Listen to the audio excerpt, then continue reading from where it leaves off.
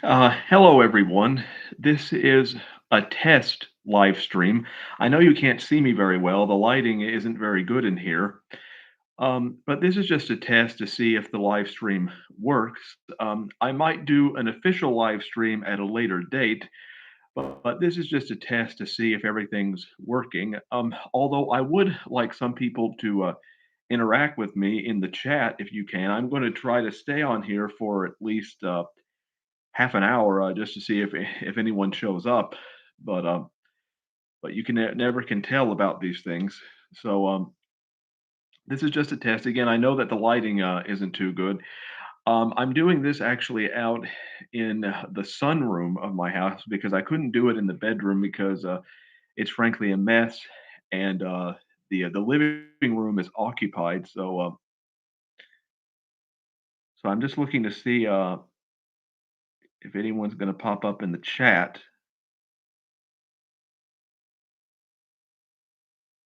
Uh, so far, no one has.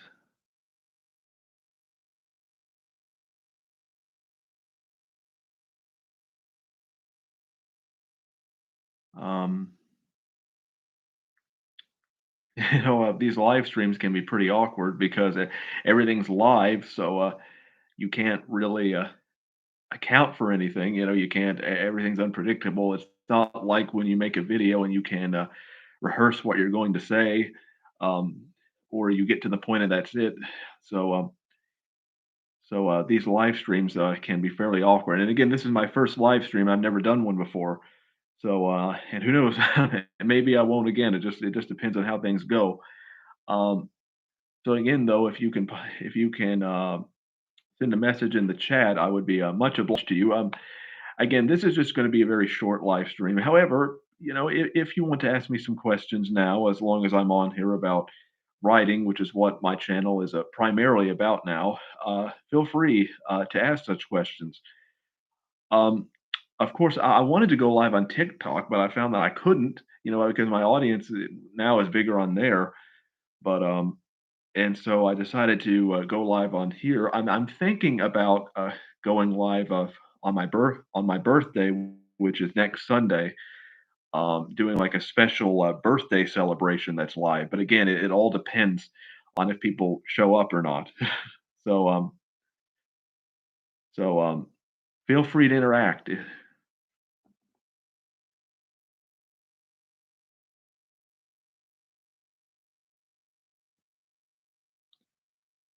Well, so far, it appears that no one's here. No one's here. Well, let me, as long as I'm here, I'll show you some of my books. You can see this. This is Mournful Wanderer. This is the my Gothic book. I really like the opening paragraph here, so maybe perhaps I'll read it to you just to pass the time. Mournful Wanderer, Chapter 1. Even in mourning, Alice Bloomington remained tranquil, almost as though she somehow suspected that her son hadn't truly perished from the earth. Most astonishingly, her gaze stayed linear, focused, and without tension. Laden with regret, Alice was perfectly motionless, never even once swaying her legs. The tender sentiments of grief, although quite potent, only loosely entered her heart. They violently attacked her resilient nature, occasionally even penetrating it, but she always managed to repel them, albeit only momentarily. She grasped her diary in her hands, gently stroking its soft edges. Leisurely tilting her head, Alice's eyes drifted towards her pale fingertips. Her moist palms firmly attached themselves to the withered pages, the pressure steadily increasing. Caught between states of vitality and fragility, her lips quivered as she turned the pages, directly above which emerged the soft creases within her jawline. Now, I really enjoy that opening paragraph. It really sets everything up. You really get a sense of who the character is. One of the things I like doing with description is that I like to describe, you know, the movements of the characters, the individual movements, not just she moved, because that can be quite boring. Um, so those are things that I like doing. Because sometimes it just to say that they moved this way or that way, that only gives you a very vague picture. Now, of course, sometimes if I'm trying to get a character from point A to point B, I might use descriptions like that. But there's also room to go more into depth when it comes to description and things. So that's my Mournful Wanderer book. Well, it still appears that no one's here. It's expected on some level because this is all expected because yeah, I didn't plan this. I didn't inform anyone that I was doing a live stream, so I can't expect people to be here if they didn't know. Obviously, it's only fair. Again, this is just a test. This is not an official live stream. I may do one next Sunday. If I do, I'll let you know in the next few days. Um, but this is just a test. And again, I know you can't see me very well. I'll if I do an official live stream, I'll try. The lighting will be better. I promise you. This is my other book, Symphony of Perdition, as you can see here. This book actually has actually sold more copies than any other book. I don't know why. Mostly through expanded distribution. Um, it sold about a dozen copies. Now that might not sound a lot, a dozen copies, but when I that one month when I heard that it had sold 8 copies, in 1 month, that was surprising, because most of my books don't sell that many at one time. I don't really know why. I don't know who's buying it through extended. Of course, this hasn't received any purchases in a few months, but that was probably one of the very highlights of my writing career to see that 8 copies were bought. That again, to some authors, that's nothing, but that's a lot to me. So, whoever bought those 8 copies, I'd like to thank you. I mean, from the bottom of my heart. I wish you would let me know who you are, though. That would be interesting and informing to know who you are, so I could thank you properly. Um, so again, if you're here, let me know in the chat again because I need some people to interact with me. Um, I hope the chat is working properly. Perhaps I didn't set it up properly. Maybe you can't respond to me. I don't know. Again, I'm new to live streams. I'm new to this. So if I'm probably going to make some mistakes because I don't I so I hope that the chat is set up properly. Maybe it isn't. I don't know. Um uh Again, here's my book Symphony of Perdition. Um Again, this book deals with a lot of psychological complexities. That's what it deals with for the most part. It's probably my most depressing book in some ways. It is highly, highly depressing. And there are, of course, several lines though that I like through this book. Of course, I think that I've been getting better with every book that I write for the most part because my descriptive powers increase and overall they increase more and more. So, and again, I know you can't see me very well. I know I keep repeating that, but I know that some people might point it out. So, but again, if I do an official live stream, everything will be better. And you see, I'm trying to find this line for this line for you to read for me to read to you. Um, if I can find it. Um, Let me see here. Let me see if I can find this line. Still can't find it. Okay, this passage right here, I'd like to read to you from Symphony of Perdition. Susan ventured away from Edward's arm, aware only of the gentle breeze on her fragile face. She ventured towards the stream, very nearly stepping in it, but at the last second, her feet came to a complete halt. Almost as an afterthought, Susan scooped some of the water into her hand, sipping it gently, delicately, and firmly. She savored every aspect of the water, the taste not mattering nearly as much as the texture, an aspect which could not be replaced. I've always loved this water. It's clean and innocent, much like I was once, so very long ago. I really like that line. The fact that the the water represents her state of mind. I try to do that quite a lot in my books. Have aspects of nature represent the state of mind of the characters. Of course, that official term is called personification when you give human-like characteristics to other inanimate objects. And I really enjoy that technique. Some people, though, have a hard time grasping it because some people might be like, "Oh, the wind can't be full of hate or full of wrath." But well, of course not. It's personification. When you use personification, though, it brings out a very vivid image in the reader's mind. This is my shortest novella, in fact, "Empty Sounds of the Wind." Um, "Empty Sounds of the Wind" is, of course, the title is backwards here, but but "Empty Sounds of the Wind" was my most popular story on Booksy. It was my most popular. It was my most popular story. Um, it had it got around. It is still to this day because I have some sample chapters on Booksy now. It is one of the top stories, one of the most shelved books on Booksy. I think it might be in the top 10. It's definitely in the first page. I don't know why people like that story so much. I mean, um, I don't know why exactly, but it became very popular on Booksy. It's the reaction to Empty Sounds of the Wind actually is what prompted me uh, to uh, to want to continue to write. It really gave me a lot of confidence, and that's why I really love the website Booksy in general because the website does give you a lot of confidence. It really does.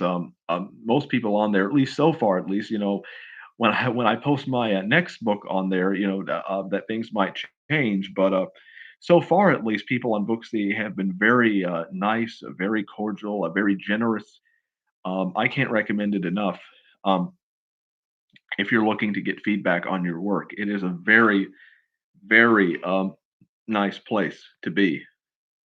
And so I highly recommend it for getting feedback on your work. Very often, what I'll do is that I'll use people on Booksy as beta readers, basically, and I will use them to get feedback on my book before I publish it officially. Um, and that's what I use Booksy for. Mainly because it's very difficult to get other people to read your book otherwise. Some people say you shouldn't post your book online before you publish it, because that will somehow taint it or make it less valuable because some people have already read it. Well, if you want feedback, I mean feedback from people that you don't already know, um, you need to post some of your work online and take that risk. I mean, I've certainly have taken it.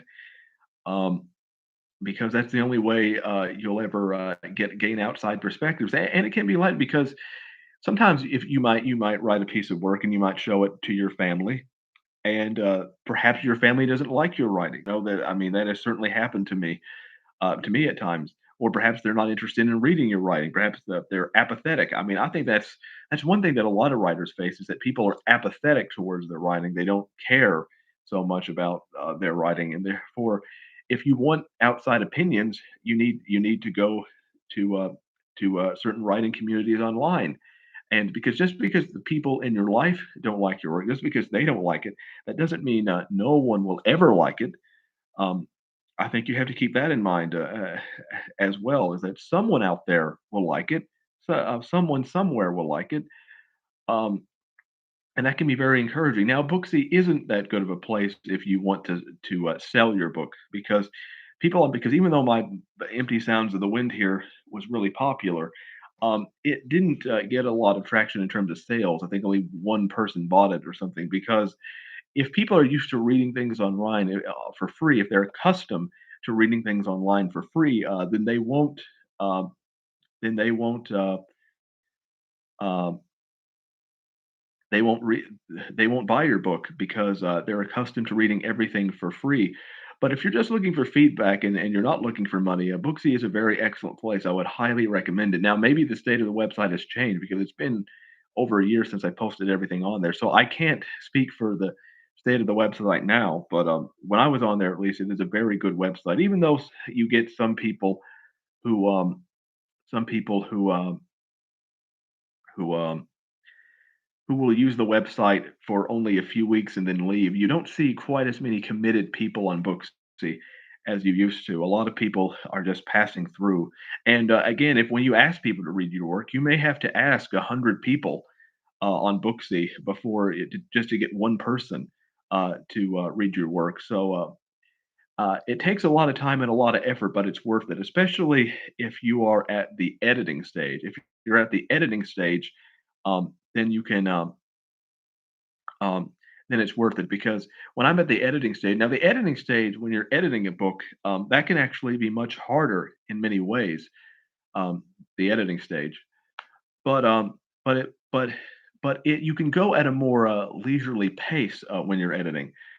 Um, I enjoy writing more than editing, but but it's much more intense. You can enjoy something but it can also be intense. Whereas you can not like doing something, you can dislike doing something, but it can be less intense, if that makes any sense. So that's why I do it when I'm editing a book because I'm not having to switch between writing and querying people on Booksy. There's more of a balance. And now I'll show you my book, uh, The Rains of Goblin Valley, which is a Western book, which actually it originally wasn't a Western. Um, it was actually originally set in the 1930s, but then I thought that the storyline just worked just so much better as a western, and that's why I decided to do it as a we- to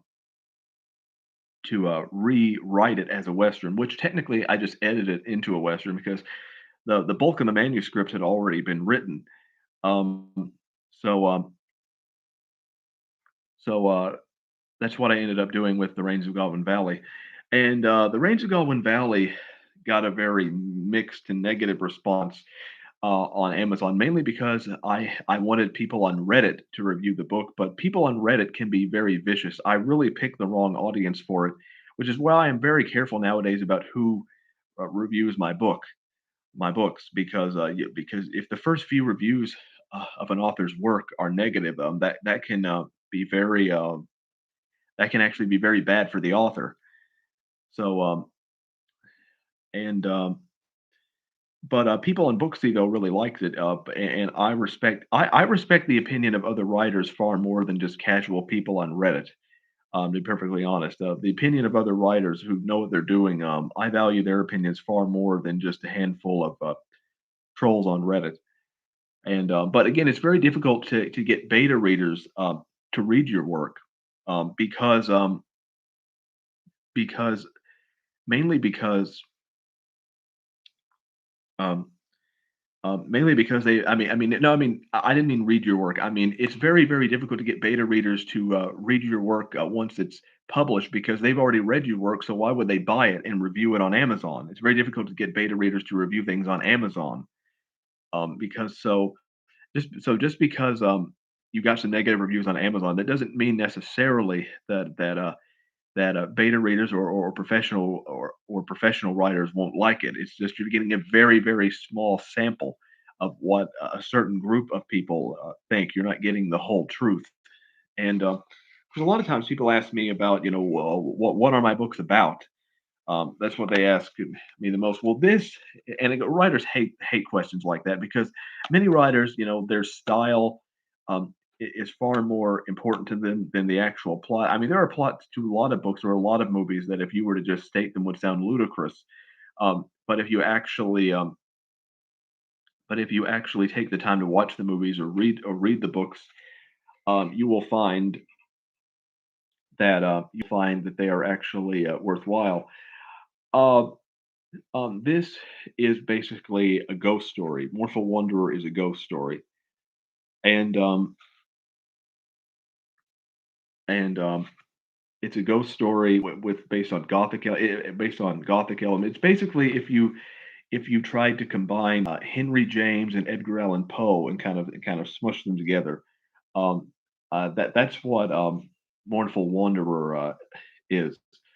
It combines a lot of different elements from the Gothic period, the Gothic literature. And again, if you're here, just remember that let me know in the chat because again, I'm really wanting to test out the chat, which I hope is set up correctly. Maybe it isn't. Um, and Empty Sounds of the Wind is more like a noirish type story. It has some of the most a very shocking scene in it actually. Empty Sounds in the Wind is probably the only book that I've written that would merit an R rating. that Because of this one particular scene, which I can't tell anyone about. And and then of course you already know what fell. Oh, I don't. Oh, my flash drive fell. But then of course Symphony of Perdition, which is it's really more of a psychological drama. Symphony of Perdition is probably the hardest one to classify because it's kind of like a Tennessee Williams tragedy in some ways. I mean, that's the best way I know how to describe it. But and of course, I'm writing a new book now called Silent Reckoning, which it's going to be a lot longer than my books normally are. It's going to be perhaps perhaps 40,000 words or something, and or more than 40,000 words. It might be 50,000. It's going to be a lot longer than my books normally are. Um, and be Because of that, I'm looking over this way because someone might come in a minute. So I'm just so so I hope that doesn't happen. But because I didn't tell people I was doing this live stream ahead of time. Well, I told some people, not others. But Silent Reckoning will be a lot longer than my books normally are. It will end up being a full length book instead of a novella, hopefully. And I've been working very hard on it though for nearly a year. And I might as well tell you right now, there's a good chance that Silent Reckoning, which is basically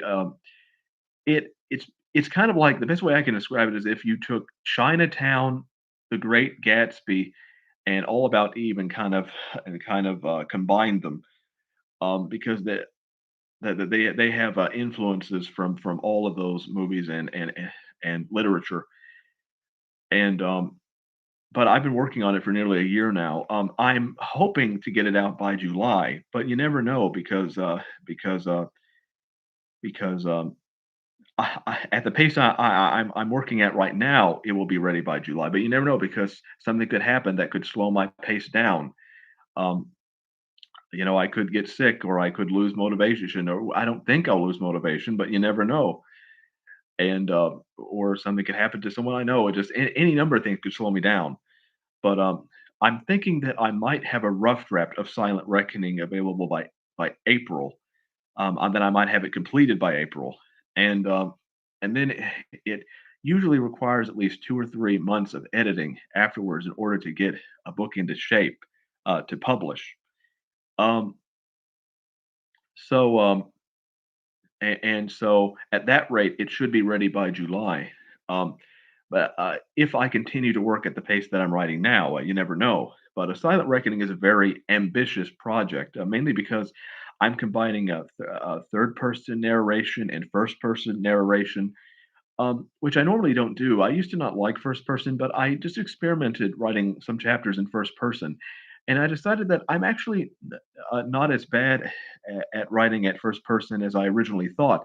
And therefore, I'm trying to combine first person and third person into the story, which makes Silent Reckoning very unique because a lot of times in books, you might have various first person narratives, but you very rarely find a book that has both first person and third person in the same story. So that's what I'm hoping to accomplish. It's going to be a very ambitious book because of the length and everything else. Of course, I don't think length determines the merit of a book. I always say quality over over quantity counts. If a book is only 15 or 20,000 words, but the words are of quality, that's much better than a book that is 100,000 words, but the words don't have any literary merit to them. So, so just because a book is short, you shouldn't let that put you off from reading it. Um, and that's why if that's why a book that's just a few thousand words can still be worth quite a lot in terms of quality. Well, I've been speaking now for about 25 minutes. I was hoping that someone would join me on this live stream. At least one. I mean, my hope was that at least one or two people would, but apparently no one has. Um, Again, maybe something is off with the chat. I don't know, but I don't think so.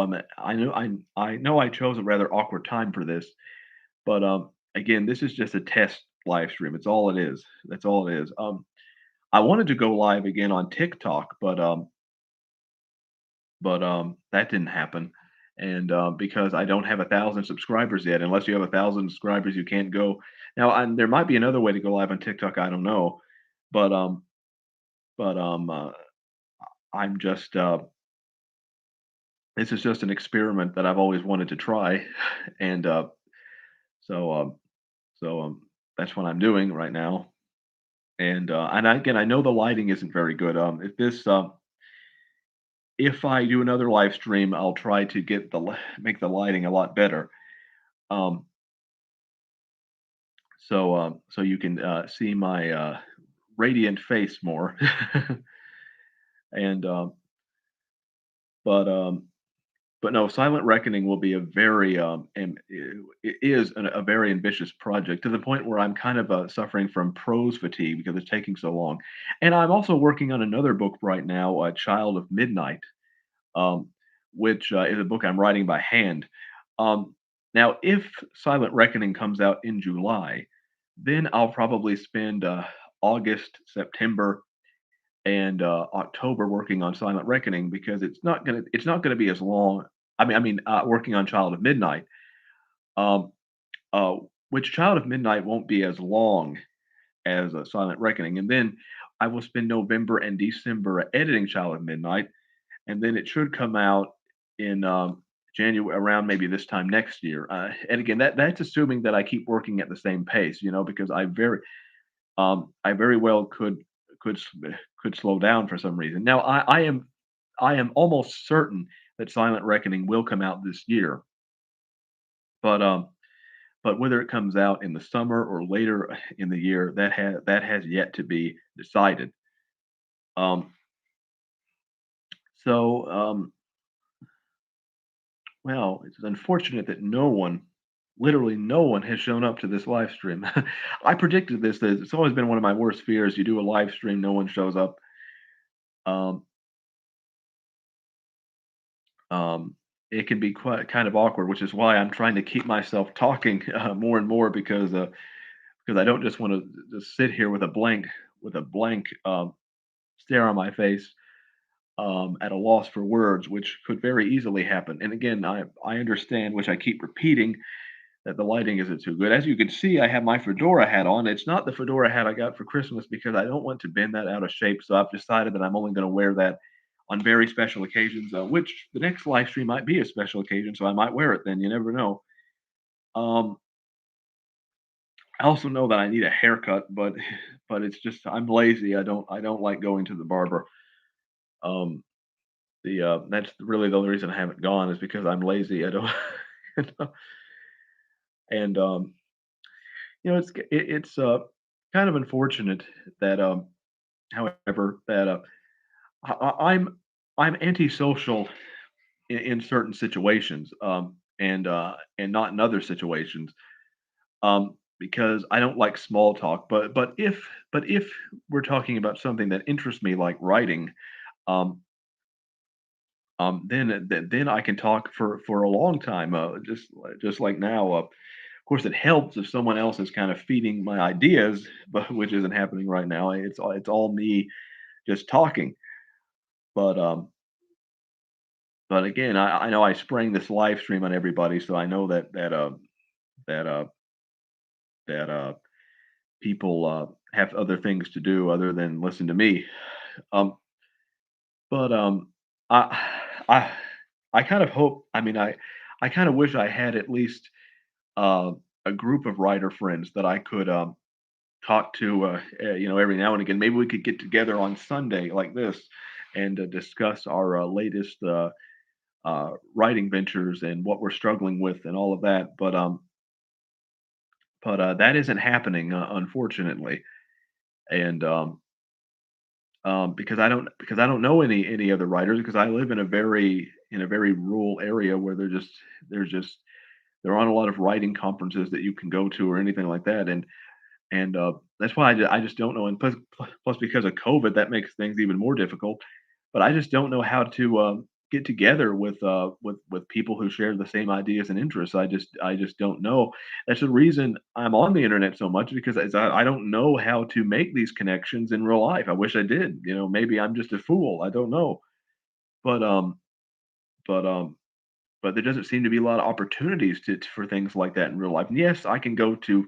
I'm from Kentucky, if people are wondering, and you can go to and I can go to Louisville every once in a while, but I can't. And even Louisville, the options are quite limited. But I can't go to Louisville on a regular basis. Because I can't afford to, because writers are poor, so often we don't have options like that.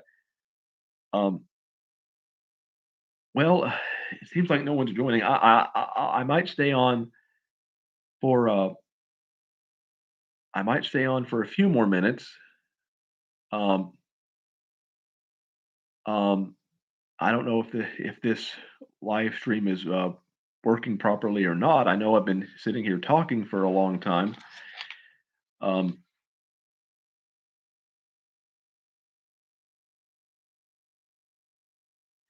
and let me see here. I'm going to my YouTube channel,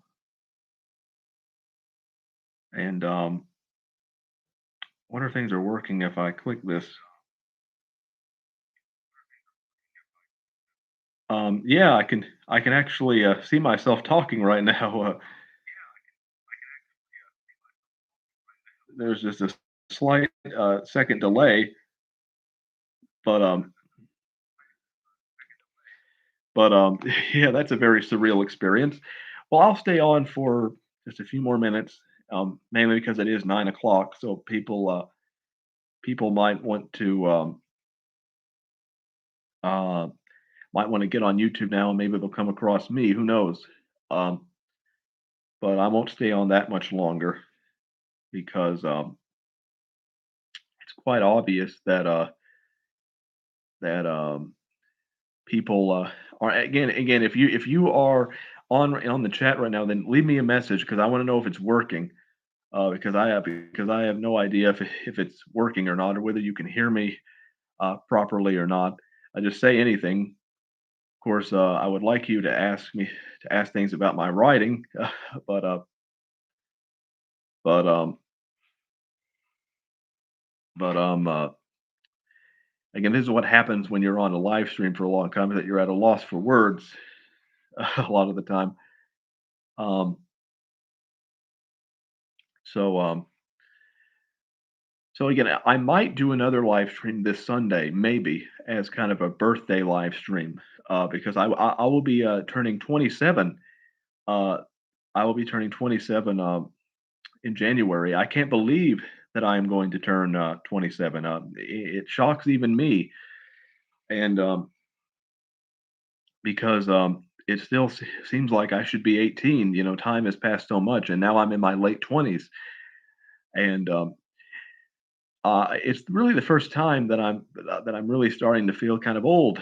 Um, Not that I think 27 is old, but a lot of times but again, when people worry about aging in their 20s, it's not that they think that they're old. It's just that, but they can see that old age is coming, that it's close, that time has passed so much that it's like, well, if it's like if 18 to 27 seemed like a blur, well, then I'll just close my eyes and I'll be 40 all of a sudden, or I'll be 30 at the very least.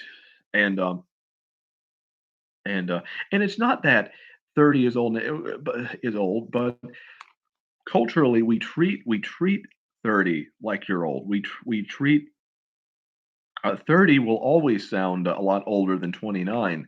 So people keep saying a lot of time, "Oh, you're young. You have plenty of time to do everything." Well, you really don't have. I mean, they'll say you're young. You have plenty of time to do everything. Well, they only say that until you're 30. Then all of a sudden, it's get your. I don't want to curse, but get together. Um, I'll marry, settle down, all of those things. And it's not that I have to have everything figured out at this age. In some ways, there are benefits to not having everything figured out at this age. I think that people, for example, who have their careers worked out in their early 20s, or they marry in their early 20s, they often miss out on a lot of things because you change a lot more in your 20s than you do at any other age. People change throughout their lives, of course, but people change a lot more between 20 and 30 than they do between 30 and 40. Now, of course, I'm saying this as someone in my 20s. Maybe someone who's 40 will feel differently, but that's how it seems to me, at the very least. Um, so there's a benefit to not having everything figured out at my age, but I wish I could at least see a bit of light. That I could see a way of getting there. That that I could see a way of getting to the things that I want. That I could see a way, for example, of being financially stable as a writer. Not that I need to be financially stable right now, but that I can at least see how that could be possible. Um, or that I could at least see how maybe in the future I could find, let's say, a significant other or someone who could, or who would understand me at at all levels. That I wish that there's some way I could at least see that possibility, but I don't really see it as of now. Sometimes I'll get a slight glimmer, maybe that such a thing will be possible, um, uh, but then all of a sudden, everything just combusts, and whatever glimmer of hope I might have had disappears. It is frozen in a frigid ice, um, forever dormant, and that's how it often feels to me. Um, that everything is um, is cold and frigid and dead, that we are all trapped in glacial mists, um, and that ultimately everything will return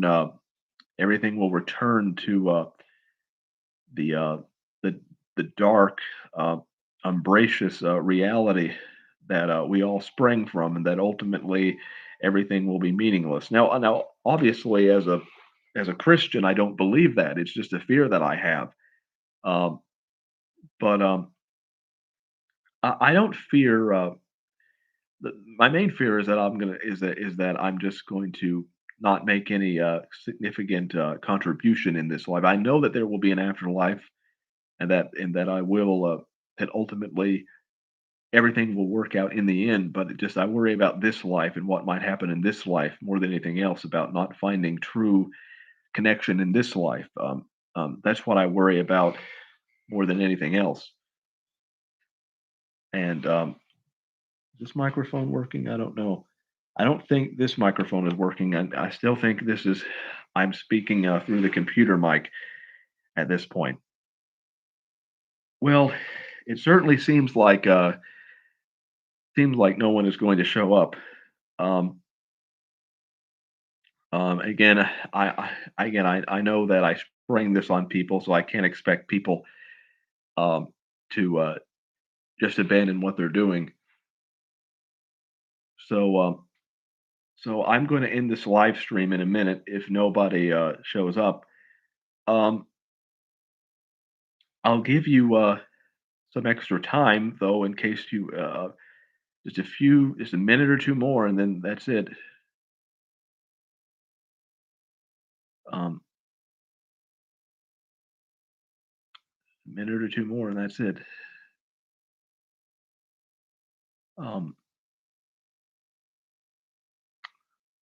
Well, looks like nobody's showing up, so I'm going to sign out. Um, I'm going to sign out right now, and because it seems like nobody's showing up, I might schedule a live stream at a later date. I'll let you know if I do. This was very pleasant, more so than usual. I'm surprised that I talked for 40 minutes straight, and I know I rambled a bit, but that's what happens. So, I might do a later live stream in the future, and I will see you next time. Goodbye.